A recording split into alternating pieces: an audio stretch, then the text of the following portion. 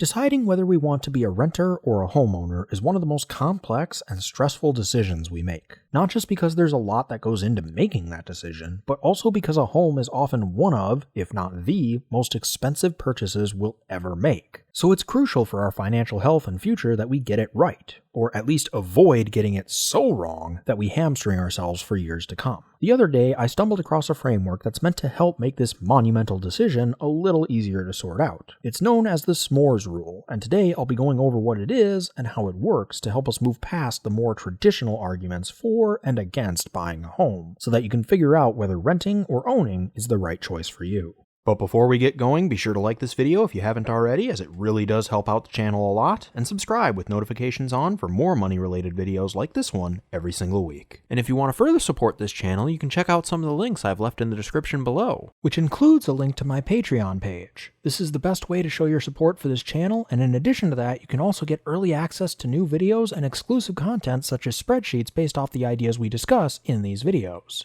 The spreadsheets will allow you to play with your own numbers and see how big of a difference some of the ideas we discuss can make for your own personal financial situation. So before we get into the SMORES framework, I think it'd be helpful to briefly go over some of the more common arguments for home ownership and those in favor of renting. You'll see why in a minute. Some of the traditional arguments for buying a home include, but are certainly not limited to, the following. First, by owning a home, you avoid falling into the potential trap of throwing your money down the drain on rent. Now, I'm not one who believes that renting is inherently throwing money down the drain. I believe that if you have a financial plan and a goal that you're working toward, there are situations where renting can be the best option. In fact, until this past summer, I had been a renter all of my life, and I certainly don't think that I was just throwing money down the drain that whole time. However, if you don't have a plan and a goal that you're working toward, it is very easy to find yourself in a situation where you are more or less throwing money down the drain as a renter. So if you own, you avoid succumbing to that particular potential opportunity cost. Related to that is the idea that a home acts as a sort of forced savings vehicle for those who might otherwise not have had the financial discipline to put money away each month for their future. It may not necessarily be the most optimal savings vehicle, as the long-term returns on individual homes have historically not been quite as high as some other investment options that are out there, and remember, the leveraging factor on your returns lessens as time goes along and you build more equity, but still, it is something. And especially for those who may otherwise not be putting any money away for their future at all, something is better than nothing. It's also worth noting that many studies have found that the majority of millionaires are homeowners. As we all know, correlation does not necessarily equal causation, but given that home ownership can stabilize your budget over the years, at least to some degree, it is something I feel that's worth noting.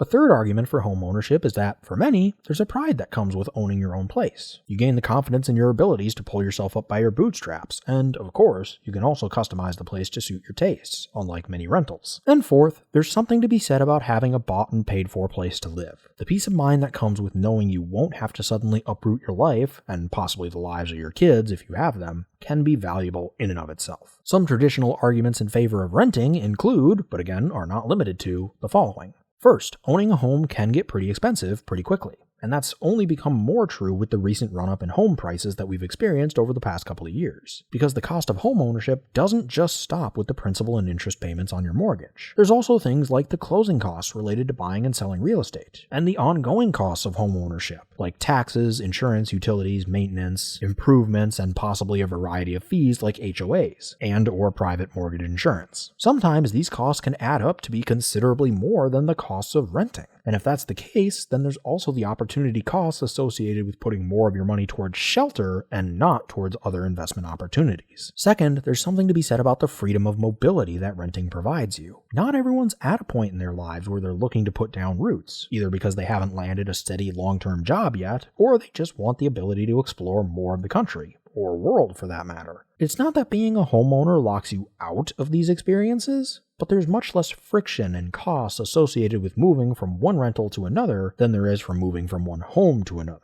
And third, homes can sometimes take a lot more time to work on than rentals, simply due to the fact that in most rentals, the maintenance process is handled by the landlord. Sure, in some cases the timeliness and quality of the fixes may not be the greatest in a rental, but still, reaching out to your landlord and letting them find and hire a maintenance person to come and fix things is easier than having to do it yourself in some cases. Those are some of the most common arguments I see people bring up for renting and for owning, so it should come as no surprise that most of these arguments are captured in the SMORES framework. According to Ali Ali Abdaal, which I hope I'm not totally butchering that name, whose video introduced me to the SMORES Framework, which I'll leave a link to in the description below if you want to check it out for yourself, when considering whether to rent or buy a place to live. It's important to not only consider the financial aspects of the decision, but also the experiential ones, as we just went over. Therefore, his SMORES Framework aims to balance the financial with the psychological, giving 3 letters to each category. The SMORES Framework is just an acronym telling you about 6 different components that you should take into consideration when choosing whether to rent or own. Those components are the sunk costs, maintenance costs, and opportunity costs of the decision, whether you would rather put down some roots or have the freedom of mobility that renting tends to be better at providing, the ease of the lifestyle that each choice offers, and the forced savings aspects of home mortgages. Let's take a look at each of these factors individually. Sunk costs, at least in this model, include any one-off costs that you spend on owning or renting a place that you cannot get back. So for owning a home, this might include things like closing costs on the property, which typically range anywhere from 3 to 5% of the purchase price, or moving costs. For renting, it's a lot simpler. Often it comes down to just moving costs, which range anywhere from a few $100s to a couple of pizzas for you and your friends, and possibly a security deposit or 1 or 2 months worth of rent up front. But of course, the rent and security deposit is money that you would have paid to live anyway, so you're basically just prepaying it, and as long as you don't wreck the place, you usually get it back. So that wouldn't really meet the money that you cannot get back condition of sunk costs. Maintenance costs are the next consideration in the model, and just like sunk costs, there's quite a difference between the owning and renting experience. For homeowners, there are general rules of thumb stating that you should budget about 1% of the value of the property per year, or $1 per square foot each year, for maintenance costs. Granted, these are both just general rules of thumb. So in reality, you'd want to look at other factors like the age and condition of the home you're considering buying to get a better estimate. But this at least gives you a starting point to work off of when planning your budget. For renters, again, the maintenance costs are usually pretty minimal, since the landlord generally handles those for you.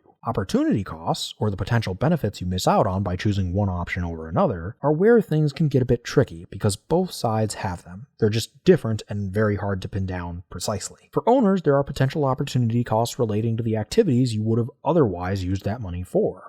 This could come in the form of investment returns that are generated on the money that you would have had to use to make a down payment on a home, backpacking around the world, or even just the peace of mind of having such a sizable pile of cash sitting ready for you in case of an emergency. Then, if the ongoing costs of home ownership are higher than those of renting in your area, then you're looking at opportunity costs for that as well. For renters, there are potential opportunity costs associated with the equity and appreciation you might have realized on a home over the years. There's also the potential emotional and psychological benefits we discussed earlier, such as the pride of home ownership, customization options, and the peace of mind associated with having a bought and paid for home. And if you stay put long enough, there's a good chance that there'll be lower long-term costs associated with mortgages compared to rents. Again, because rent prices rise each year due to inflation, whereas mortgage payments typically hold steady until they're paid off, at which point they fall to zero. As I said, the opportunity costs are often some of the most difficult to pin down precisely, which is one of the reasons why this debate is such a, debate. Thankfully, there are a lot of online calculators freely available to help you figure out at least some of the financial side of this section of the framework. You can just Google rent versus buy calculator and there should be a bunch that come up. The non-financial side of it, though, is largely going to be down to you to figure out. Some of us would be willing to take a bit of a potential financial hit in order to get those more experiential benefits. Others, less so. It all comes down to our goals and our financial situation. The R, or the roots versus wings portion of the framework, is where we shift to the non-financial side of the decision in earnest. This section deals with things like the pride of ownership and the security and stability that having your own place provides. It encompasses the peace of mind of knowing that this is your home and no landlord is going to be able to come and randomly kick you out of it one day.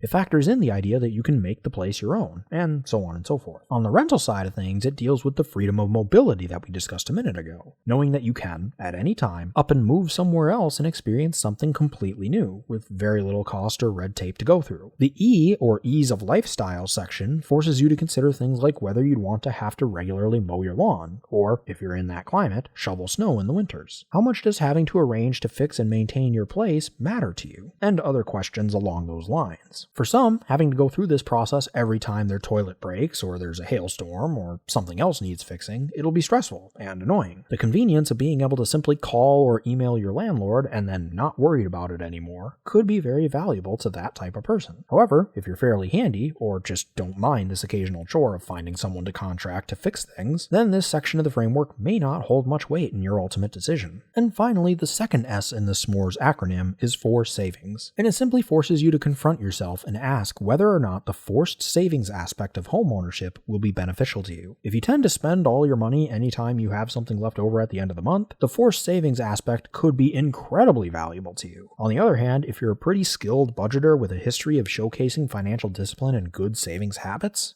this may not play all that much of a role in your final decision. So that's the SMORES framework. I think that it is an excellent starting point for figuring out whether renting or owning is right for you. It gives you a bunch of things that you should be taking into consideration during your decision-making process, and having that list to use as a roadmap can be very helpful. However, just like any other framework or rule of thumb, it isn't all-encompassing. So I encourage you guys to use this framework as just that, a starting point that you can later tailor to your own situation. And feel free to let me, and everyone else, know some other considerations you would make when it comes to making this decision in the comments. It never hurts to have a more diverse set of ideas and perspectives, but especially so when making such a big financial choice. But that'll do it for me today. Once again, if you enjoyed this video, be sure to smash that like button if you haven't already, subscribe, and hit that bell next to my name so you'll be notified of all my future uploads. I generally upload every single Monday, and if you have a friend that would be interested in this kind of content, be sure to share it with them.